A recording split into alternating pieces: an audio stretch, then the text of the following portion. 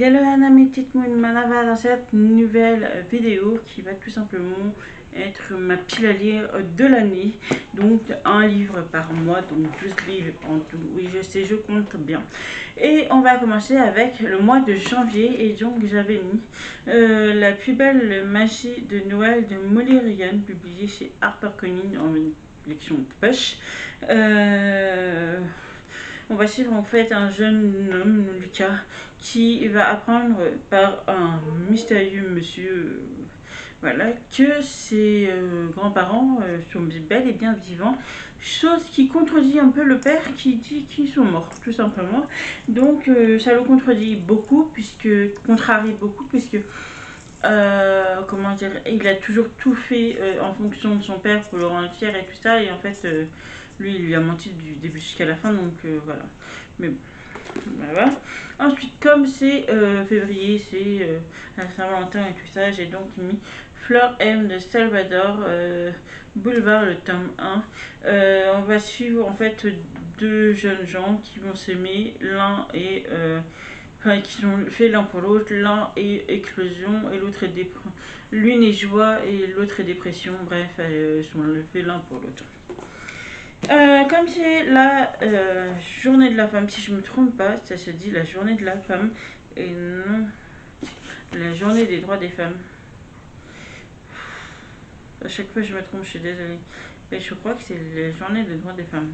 Bref, j'ai donc mis Les femmes du bout du monde de Melissa d'Acosta, publié chez Albin Michel. Je pense que tout le monde le connaît, mais bon.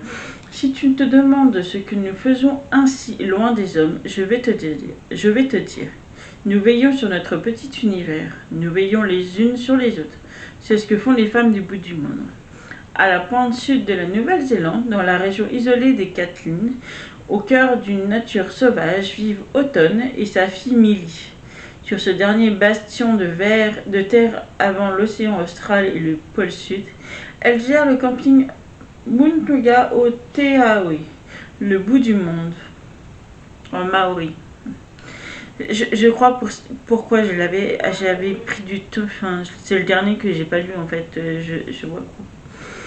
Automne et Millie forment un duo inséparable jusqu'au jour où débarque Flore, une jeune parisienne en quête de rédemption. Hantée par le passé mais bercée par les vents de la légende maori, ces trois femmes apprendront à se connaître, à se pardonner et s'aimer. Melissa d'Acosta nous offre un voyage inoubliable à travers les paysages d'une stupéfiante beauté, aux côtés de personnages inspirés et inspirants. Un nouveau roman magistral et une ode à la liberté. Voilà. Ensuite, je me suis mis Betty pour le mois d'avril, pardon. Oui, je sais. Je l'ai depuis sa sortie, je crois, et je ne l'ai toujours pas lu. C'est de Tiffany McDaniel et c'est publié chez. J'ai Totem dans la tête, mais Galmaster, pardon. Et voilà. La petite indienne, c'est Betty Carpenter, née dans une baignoire sixième de 8 enfants. Sa famille vit aux marges de la société car, si sa mère est blanche, son père est Cherokee. Cherokee, oui c'est ça. Lorsque les Carpenters s'installent dans la petite ville de Beachside, après des années d'errance, le paysage luxuriant de l'Ohio semble leur apporter la paix. Avec ses frères et sœurs, Betty grandit bercée par la magie immémoriale des histoires de son père, mais les plus noirs secrets de la famille se dévoilent peu à peu. Pour affronter le monde des adultes, Betty puise son courage dans l'écriture. Elle confie sa douleur à des pages qu'elles sont enfouies sous terre au fil des années, pour qu'un jour toutes ces histoires n'en forment plus qu'une, qu'elle pourra enfin révéler. Betty raconte les mystères de l'enfance et la perte de l'innocence à travers la voix de sa jeune narratrice. Tiffany McDaniel chante le pouvoir réparateur des mots et donne naissance à une héroïne universelle. Exceptionnel, voilà le grand roman américain de cette année. C'est magistral, un livre coup de poing et je prends les paris, c'est un futur classique. Je sais que ça a été un coup de cœur de énormément de gens. J'avoue, moi, je l'avais pris par curiosité et finalement, je l'ai toujours pas lu. Donc, vous voyez, ma curiosité, elle a des limites. Un peu restreinte quand même, hein, parce que ça fait des années qu'il est sorti. Mais je vais y remédier. Il faut que j'y remédie, il le faut. Il faut parce qu'on n'a pas le choix là, ça fait très longtemps. Ensuite, comme c'est, oui je sais, le mois de mai est la fête des mamans et tout tralala, et le livre que je vais vous montrer est un livre un peu particulier pour ce genre de fête, mais ça parle des mamans malgré tout. Il s'agit de Le Club des mamans mortes de Paul Ehrlich. Je l'avais commencé mais je l'ai pas de 3 ou 4 pages, je crois. Maintenant, Louison, jeune adulte, pointe à la gendarmerie dans le cadre de son contrôle judiciaire. Il y a quelques années, elle a fait quelque chose de grave. Quelque chose qui l'amène à se cacher de ses anciens complices qui ont juré d'avoir sa peau. Quelque chose qui l'oblige à se tirer pour échapper à la vengeance, bien réelle des réseaux sociaux. Avant, Louison a 15 ans. Elle rencontre Courtney, le point de départ de leur amitié. La perte de leur mère alors qu'elle était enfant. Elle monte le club des mamans mortes avec 2 autres orphelins de mère du lycée. De vol à l'étalage aux soirées drogue, au son d'une playlist rock, ils explorent le hall, ce trou à l'âme qui les mène droit vers le pire. Dans un trépidant chassé-croisé passé-présent, la force de l'amitié est à l'œuvre dans ce qu'elle a de salvateur, mais aussi dans ce qu'elle peut générer de plus malsain quand elle se fait toxique et devient emprise. Auteur de livres jeunesse dans une autre vie, Paul Ehrlich livre un thriller aussi haletant pour le lecteur que cruel pour la société actuelle, un livre qu'on ne lâche pas. Donc voilà, c'est publié chez Alibi. Ça aussi, je l'ai depuis longtemps. Ensuite, on est au mois de juin et comme j'avais commencé la saga à cette période-là et que je l'ai fini aussi dans cette période-là, j'ai donc mis le dernier que j'ai en ma possession mais que je n'ai pas lu.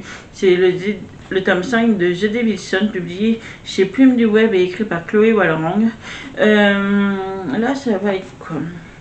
La fuite n'est plus une option pour vivre en paix. Les Davidson n'ont pas d'autre choix que de prendre les armes. Le temps est venu pour eux d'affronter leurs plus grands ennemis. Je n'ai pas su me soumettre au destin effroyable qui me réservait Tarek. Ma soif de liberté indomptable m'a poussé à demander de l'aide aux membres de ma famille. Désormais, les Davidson, les Reapers of Dead et moi sommes pris dans un engrenage inéluctable. Nous ne pouvons plus reculer. La guerre se profile à l'horizon, et si nous souhaitons en sortir vainqueurs, nous devons nous donner les moyens de surpasser l'ennemi. L'appui d'alliés inattendus suffira-t-il à contrebalancer le rapport de force ? Notre amour, à Clark et moi, survivra-t-il aux fantômes du passé qui n'ont jamais vraiment cessé de nous hanter ? Des Wilson un jour, de Wilson toujours, quoi qu'il advienne, nous nous retrouverons à Valhalla. Donc voilà. Voilà pour cette première partie, puisqu'on arrive à la moitié quasiment de l'année. En juillet, j'ai donc mis Mémoire de la forêt, les souvenirs de Ferdinand Tau, illustré par Stallone et écrit par Michael Brun-Arnaud, publié chez l'École des loisirs. Oui, je sais, je l'ai toujours... L'été, je l'ai toujours pas lu, donc il faut absolument que je le lise. Et pourquoi pas en été, justement. Donc, au mois de juillet, ça pourrait être tranquille. Voilà. Ensuite, puisque je l'ai acheté en mois de juillet 2025, je me suis dit qu'en août 2026, j'allais lire Une vague envie d'étoiles de Justine Martin, publiée chez Hello Éditions. Donc, été 2021, Fleur, jeune femme hypersensible, arrive dans les Landes chez sa grand-mère Liliane. Étudiante en droit, elle ne trouve pas sa place dans ce parcours universitaire. Elle n'a qu'une ambition, surfer. Accompagnée par Raphaël, un ami d'enfance devenu moniteur de surf, Fleur tente de révéler son potentiel. Le contact de l'océan, des Pyrénées et le soutien bienveillant de sa grand-mère vont-ils lui offrir des pistes de réflexion sur son avenir? Liliane, femme mystique, n'a pas recouvré son énergie vitale depuis la disparition de son mari navigateur. Elle reste muette à ce sujet. Les questions de sa petite fille l'amèneront-elles sur un chemin de résilience et vers l'accueil de jours meilleurs? Un roman doux, lumineux et inspirant qui démontre tout ce que la nature, les voyages, le sport et les rencontres peuvent apporter pour vivre en harmonie. Une ode à la force des femmes et à l'aspect magique de la ville.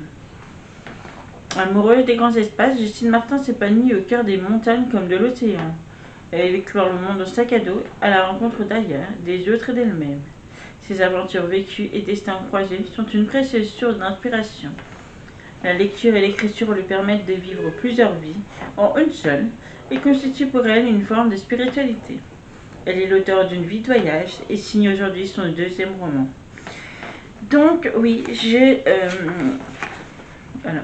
suis allée le faire dédicacer en juillet 2025 et voilà, oui, c'est ça. Et je l'ai toujours pas lu à l'heure à laquelle je la tourne, donc ça veut dire on est en décembre. Mais je vais le mettre en été, comme ça va très bien comme ça. Et ensuite, à la rentrée de septembre, je me suis donc lu le 5e tome de Stéphanie Thie-Rivercombe, publié chez Barreau et Nutulis, La Lionne du Nil. C'est un mélange de fantastique, mythologie et thriller. Donc on est... D'un côté, on est en Égypte en 1925 avec une grande découverte, tout là, et de l'autre côté, on est Paris, France de nos jours, où cette grande découverte a quelques conséquences sur le présent, je dirais. Après, surtout, on appelle ça l'attaque, en fait, l'agression de l'un de leurs collègues lors d'une vente de charité au profit de l'association de ses parents, et du coup, voilà. Ensuite, alors oui, si tu passes par là, je sais, ça fait déjà 2 ans. Non, ça fait pas 2 ans puisque c'est pas en 2024 mais en 2023 et nous, donc ça va faire 3 ans que tu me l'as offert pour le swap et je l'ai toujours pas lu. Donc j'ai décidé de le mettre en octobre. Il s'agit de L'ami imaginaire de Stéphane Chbosky, publié chez Le Livre de Poche. Donc oui, c'est un pavé normal, voilà. Mais en plus, je l'ai demandé en fait. Ce livre, dès sa sortie, je le voulais déjà et j'ai son petit mot encore d'ailleurs même. Donc dès sa sortie, je le voulais déjà et du coup voilà, je l'ai toujours. Il faut vraiment que je le lise. Donc en octobre je me suis mis ce gros pavé. Est-ce que je rentrerai dans les détails? Je sais qu'en octobre il y aura encore le Pumpkin Challenge et que je fais chaque année. Mais est-ce que avec un pavé comme ça je mettrai en place? Je sais pas, je le dirai si je suis vraiment le Pumpkin Challenge en 2026. Mais voilà, au moins je sais que je le dirai celui-là. Et ensuite, comme pour moi, l'automne ne finit que le 21 décembre. Hein, voilà. Je me suis mis donc en novembre Larmes de fond de Pierre Pouchéry, publié chez Filatue. On va sur en fait 2 sœurs, une inspecteur et une... attendez... Un ancien diplomate enlevé à Quimper, un inspecteur général de la police nationale assassiné à Nice, sale temps pour les grands serviteurs de l'État. Hasard de la vie, à 1000 km de distance, 2 sœurs, toutes 2 commandants de police, se retrouvent au centre de cette enquête. Trafic de drogue, magouille politique, tout se paye un jour. De fausses pistes en rebondissement, elles devront déterminer qui a décidé de porter l'addition. Et pourquoi maintenant? Un polar dont personne ne sort indemne, même pas le lecteur. Celui-ci, je crois que je l'ai acheté en 2020. Oui, c'est ça. Je crois que je l'ai acheté quand je suis arrivée. Ça fait partie des tout premiers romans que j'ai acheté, oui c'est ça, en 2020. Donc c'est pour vous dire, je l'ai depuis 6 ans maintenant, donc il va falloir vraiment que j'y remédie, parce que s'il reste dans ma pile à lire depuis tout ce temps, c'est pour une bonne raison, hein, c'est pas pour faire joli, surtout que la tranche, je sais pas ce qu'il y a de plus joli, hein, vous avez une tranche jaune fluo, autant la couverture je l'adore, autant la tranche pas du tout.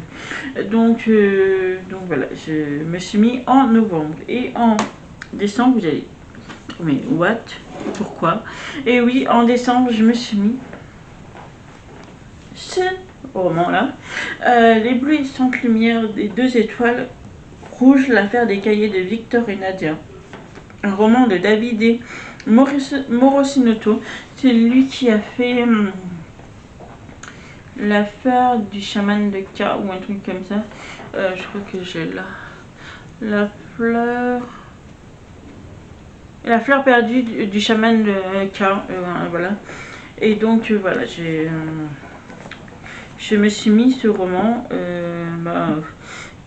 parce que je me suis dit déjà, parce que il y a de la neige partout et tout ça, mais c'est la Seconde Guerre mondiale, je crois. Ou l'Union soviétique, je sais plus. Oui, c'est ça.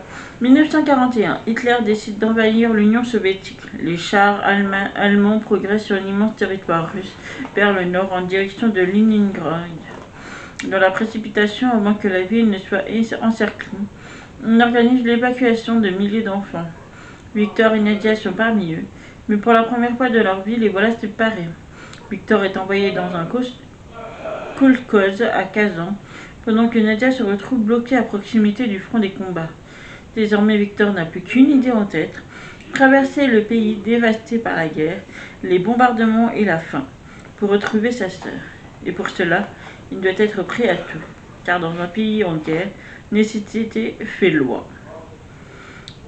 C'est traduit de l'italien par Marc Lesage. Donc voilà, franchement ces livres ils sont super lourds. Tous les livres que je viens de vous montrer ils sont beaucoup plus légers. Mais les deux sont super lourds. Le papier épais, très blanc. Je sais pas si vous avez vu, mais je pense que voilà, ouais, très blanc. Puis la couverture aussi, donc c'est un objet livre on va dire. Mais voilà ce que j'ai mis en décembre. C'est pas très gai pour les Noël, les fêtes de Noël, mais comme j'aime pas les fêtes de Noël, voilà. Voilà pour cette vidéo, j'espère qu'elle vous a plu. Si c'est le cas, n'hésitez pas à mettre un petit pouce en l'air et à vous abonner à la chaîne, ça fait toujours plaisir. D'ici là, je vous souhaite une bonne journée ou soirée selon l'heure à laquelle vous la regardez, et surtout un bel moment dans cette bulle. Nana!